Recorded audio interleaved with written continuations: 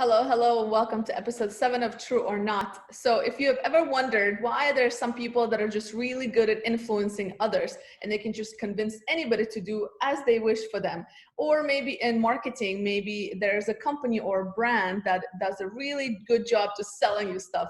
What is their magic formula? And is there in fact a magic formula, or are there simply very easy steps that anyone can take to be more influential in their work and at life? Ivan, kick us off. So if we think the human brain doesn't work by strictly logical rules, but it has some more rules. And if we know what they are, we have a much more better shot on framing our arguments in ways that other people will find convincing. The brain is driven mainly by avoiding fear and seeking pleasure. These are the two rules that they have, that the brain has, in fact. Things are unknown, threatening, untrustful, and they produce fear. Let me give you some principles that are scientifically proven that to have higher chances of success to influence someone. So one of the key principles is if I am the first to give you a service or an information, you will be more likely to give it back. This is the principle of reciprocity. If I tell you that something is available only in few quantities, you will feel the rush to go and get this something. And this is the principle of scarcity. Also, if we think about it, if I ask first for very small things until I get for something that requires a little bit more of effort, you will have also more chances to get it done.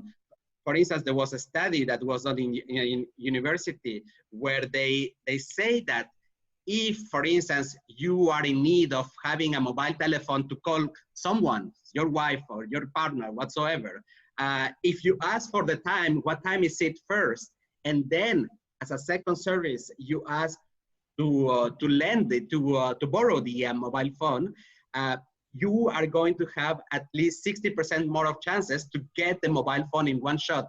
This is what we call the principle of consistency.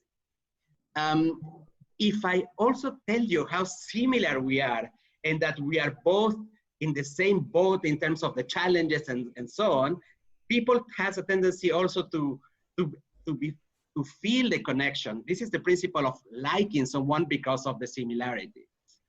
If I tell you that most of people do something, like 70% of people claims that True or Not is awesome, then you will be more likely to come and watch True or Not, right? These are a little bit of the principles that reigns in terms of influence. Interesting. So, Elena?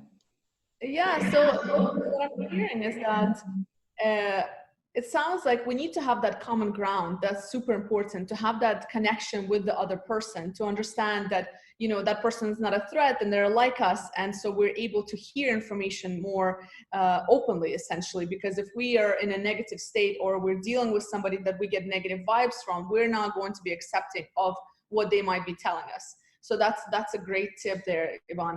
And another one is the fact that we are emotional beings at the end of the day. So, which is why they tell you don't make decisions when you're happy. And same can go back to the individual. If you're looking to, let's say, introduce a new product or service to somebody, or you want to convince them of something, or maybe you're in a leadership role and you need your employees to be on board, maybe choose the right time and the right space to deliver certain messages.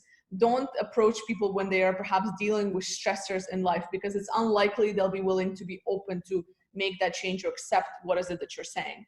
And finally, it seems like if we have options, so we have that sense of control, that we are given the different options, although the options are basically formulated by you, right? But as long as we feel that we have that sense of control and we're choosing something, we're more likely to follow lead on what you're saying. So definitely great things to consider. It is incredible that two principles rule most of our decision: principle of fear and principle of seeking for pleasure. Now, the question is for you, how are you going to apply it as of today? Please let us know any of the comments that you may have, if that works or not. Post it below and see you next week. See you. Bye.